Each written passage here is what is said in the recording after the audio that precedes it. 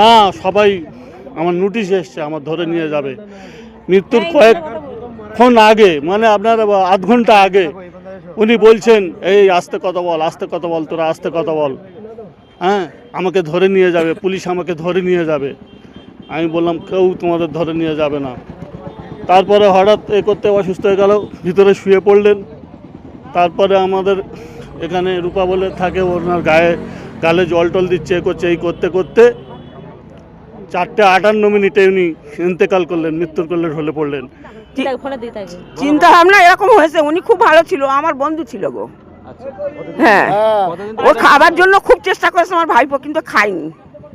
এত আমরা চেষ্টা করেছি, খাইনি। আপনি বলুন যে এখানে আপনার সঙ্গে বন্ধুত্ব কত বছর ধরে আছে, কি জন্য চিন্তা করছেন? যেখান থেকে এসছে আমার বন্ধু ছিল। কিসের জন্য চিন্তা করতো? এই সব কাগজপত্রের জন্য।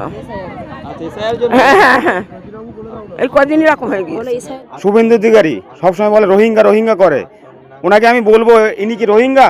এই যে শুয়ে আছেন, এই এসআইয়ের নাম করে এরকম বৃদ্ধা মানুষদের জীবনে আর কি নেমে আসবে? কারোর 80 বছর, কারোর 60 বছর, কারোর 90 বছর বয়সেও তাকে টানতে টানতে নিয়ে যাওয়া হচ্ছে বিডিও অফিসে।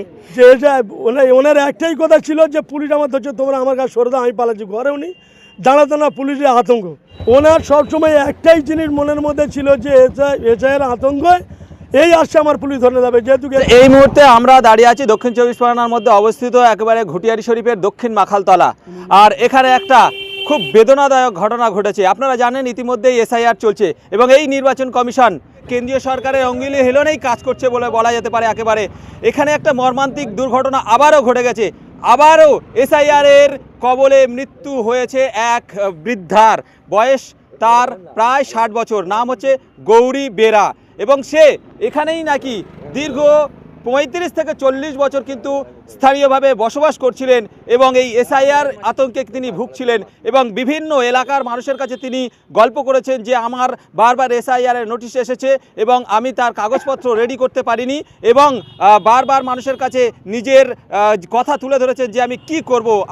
তিনি তার যে চিন্তা করতে করতে করতে করতে আস্তে আস্তে দিনকে দিন তিনি বাড়ি থেকে বেরোচ্ছিলেন না, খাচ্ছিলেন না। অতঃপর দেখা গেল এলাকার মানুষ তাকে তার বাড়িতে এসে দেখে সে মৃত অবস্থায় পড়ে রয়েছে দুশ্চিন্তায়। আবারও এই এসআইআরের দুশ্চিন্তায় তার মৃত্যু হয়েছে বলে এলাকার বাসিন্দারা জানাচ্ছে। এখানে অনেকেই এখানে জড়ো হয়েছে, ইতিমধ্যে আমরা তাদের কাছ থেকেও জেনে নেওয়ার চেষ্টা করব। এখানে অনেকেই আছেন। প্রথমত আপনার নাম কি? আমার নাম শামসুদ্দোহা লস্কর, বাড়ি ডাক নাম নয়ন, বাড়ি এই মাখালতলা। আচ্ছা, যিনি মারা গেছে তার নাম কি? ওনার হচ্ছে গৌরী বেরা।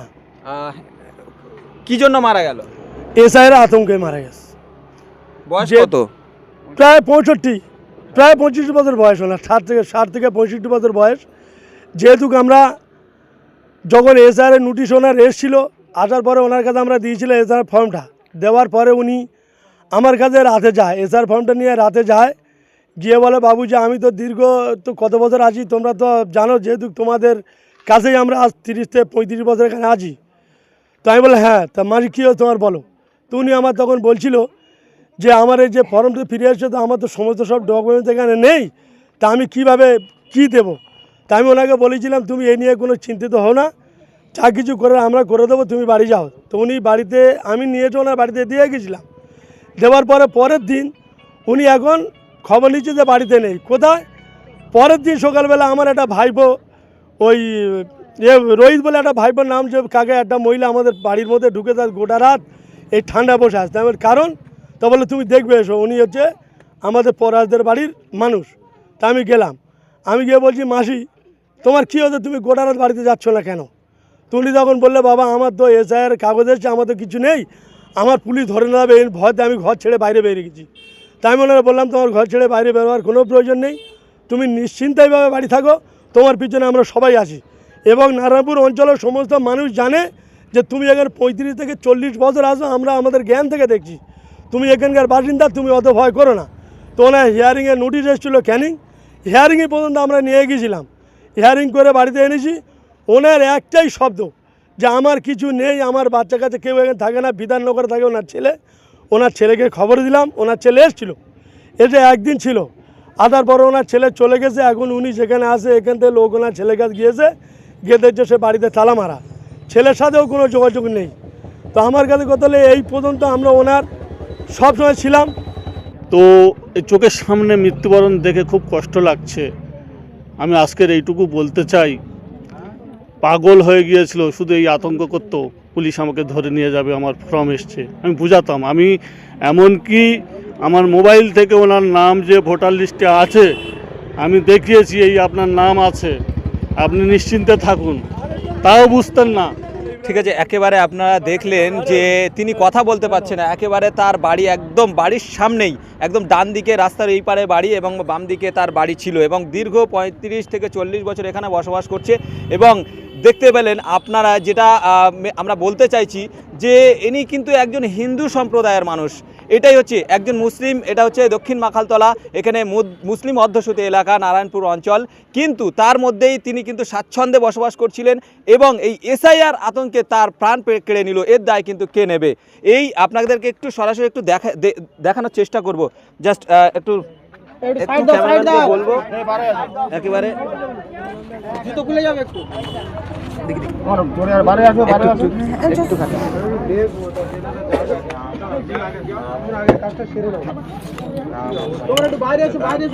একেবারে আপনারা দেখতে পাচ্ছেন তার মরদেহের সামনেই যেটা হিন্দু রীতি অনুযায়ী সেই এখানে নিয়ম কানুন চলছে। অলরেডি তিনি কিন্তু পড়ে রয়েছেন এবং এখানেই এই যে আতঙ্কের মধ্যেই মারা গেলেন। একদম সরাসরি আপনাকে কিন্তু দেখাচ্ছি। এখন কি বলবেন এই আমি বলবার কিছু ভাষা নেই। আমরা দীর্ঘদিন ধরে আমরা এই রাস্তায় যাতায়াত করি, সব সময় দেখি এই মহিলাটাকে। আমি একটা কথা বলবো, শুভেন্দু অধিকারী সবসময় বলে রোহিঙ্গা রোহিঙ্গা করে, ওনাকে আমি বলবো ইনি কি রোহিঙ্গা? এই যে শুয়ে আছেন, আজকে শুভেন্দু অধিকারীর মতো লোকেদের জন্য আজকের রাস্তায় লোক পড়ে আছে, রাস্তায় সব নরেন্দ্র মোদী। আজকে এই সরকার হচ্ছে আমাদের আধার কার্ড থেকে শুরু করে আজকের এই এসআইআর নিয়ে, আজকে ওনার সামনে আমাদের সম্মুখে একটা পড়ে আছেন আমাদের প্রতিবেশী। দীর্ঘ 40 বছর ধরে দেখছি আমরা, এরা আমাদের সাথে আছেন, আজকের এই মৃত্যুর কোলে ঠেলে দিয়েছেন এই নরেন্দ্র মোদী সরকার। এই সরকার আজকে আমাদের চোখের সামনে একটা আমাদের মায়ের সমান, আমরা চোখের সামনে দেখছি। আমাদের একটা প্রোগ্রাম ছিল আজকে, আমাদের ক্যানিং 2 ব্লকের আজকে একটা প্রোগ্রাম ছিল, লক্ষ্মী এলো ঘরে, সেই প্রোগ্রাম আমরা ক্যান্সেল করলাম। এই যে মর্মান্তিক ঘটনা আমাদের নারায়ণপুর অঞ্চলে ঘটলো, আমাদের ক্যানিং 2 ব্লকের এরকম অনেক জিনিস ঘটেছে। এই এসআইআর আতঙ্কে অনেকেই মারা গিয়েছে, আরও কত প্রাণ নেমে এই নরেন্দ্র মোদী সরকার। এর ধিক্কার জানাই, অবিলম্বে এসআইআর প্রত্যাহার করতে হবে, এটাই আমাদের দাবি। ওনার সবসময় একটাই জিনিস মনের মধ্যে ছিল যে এসআইআর আতঙ্ক এই আসছে আমার পুলিশ ধরে যাবে। যেহেতু আমার একটা প্রোগ্রাম ছিল, লক্ষ্মী ভাণ্ডারের একটা প্রোগ্রাম ছিল, ওখানে যাব, সেখানে প্রোগ্রাম রেডি করবো। আমার একটা সহকর্মী আমার ফোন করলো যে এই ঘটনা ঘটে গেছে। সেই প্রোগ্রামটা আমি ক্যান্সেল করে আমাদের প্রধান সাহেবকে আমি জানিয়ে দিয়েছি যে দাদা এই কারণে কী হবে প্রোগ্রামটা। দাদা সঙ্গে সঙ্গে বললো যে আমরা প্রোগ্রামটা তোমরা ক্যান্সেল করে আগে ওখানে যাও, আমি লোক পাঠাচ্ছি। তা আমরা এখানে দেখছি সত্যি আমার যে সহকর্মী যা কথা বলেছে, যে এটা ওনার একটাই কথা ছিল যে পুলিশ আমার ধরছে, তোমরা আমার কাছে সরে দাও, আমি পালাচ্ছি। ঘরেও নেই, জানাতো না পুলিশের আতঙ্ক। বিভিন্ন জায়গা থেকে প্রশ্ন উঠে আসছে, এলাকার বাসিন্দারা বলছেন এর দায় কে নেবে।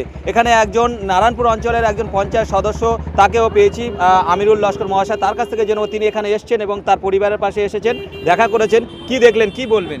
আমাদের নির্বাচন কমিশনার যেভাবে বিভিন্ন নিয়ম এখানে প্রয়োগ করছে, আজ এক নিয়ম, কাল এক নিয়ম, পরশু এক নিয়ম, মানুষকে রাস্তায় লাইনে দাঁড় করিয়ে রেখেছে সব সময়।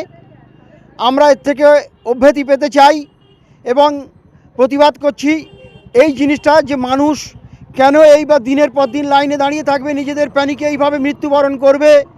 এর জন্য আমরা নির্বাচন কমিশনারের বিরুদ্ধে আমরা সোচ্চার হতে চাই এবং সারা পশ্চিমবাংলার মানুষ, ইভেন আমাদের এই পর্যন্ত আমাদের নেত্রী মমতা ব্যানার্জি থেকে আরম্ভ করে অভিষেক ব্যানার্জি থেকে আরম্ভ করে সমস্ত মানুষ আমরা প্রতিবাদ করছি এবং প্রতিবাদ করতে থাকবো, আমাদের উপরে এই অত্যাচার যাতে না হয়। দেখলেন আপনি এসে এখানে? আমার সবচেয়ে বেশি অবাক লাগছে যে এই যে মানুষটা মারা গেল, যার বয়স এতটা বেশি হয়েও 35 থেকে 40 বছর এখানে বাসিন্দা, তারপরেও আমরা দেখতে পাচ্ছি যে আজকে এসআইআর নাম করে তার জীবনে কত একটা বেদনাদায়ক ঘটনা ঘটে গেল এবং তাকে শেষ পর্যন্ত মৃত্যুর দিকেও ঠেলে দেওয়া হলো। এই এসআইআর নাম করে এরকম বৃদ্ধা মানুষদের জীবনে আর কি নেমে আসবে? কারোর 80 বছর, কারোর 60 বছর, কারোর 90 বছর বয়সেও তাকে টানতে টানতে নিয়ে যাওয়া হচ্ছে বিডিও অফিসে। এই যে মানুষগুলো যে মৃত্যুবরণ করছে এর দায় কে নেবে? নির্বাচন কমিশন নেবে না নরেন্দ্র মোদী নেবে? এই মানুষগুলো আজকে যদি আপনারা দেখতে পান যে ওই মানুষটার বাড়ি বা ওই মানুষটা কি পরিস্থিতিতে ছিল, বা 35 থেকে 40 বছর তার জীবনে কতটা কষ্ট করে এর মধ্যে ছিল, এবং তার মধ্যে একটা সবথেকে বড় দুঃখ যে আমি 35 থেকে 40 বছর আমি এখানে আছি, তারপরেও আমি এখানে বাসিন্দার কি পরিচয় দেব? তার বয়স হচ্ছে 65 বছর। তাহলে এই যে মৃত্যুবরণ করলো, শুধু ইনি মৃত্যুবরণ করেছে সেটা নয়, এরকম মৃত্যুবরণ যে আরও কতজন করবে আমরা কিন্তু বুঝতে পারছি না। তাহলে এর দায়টা আমাদের কি করা উচিত?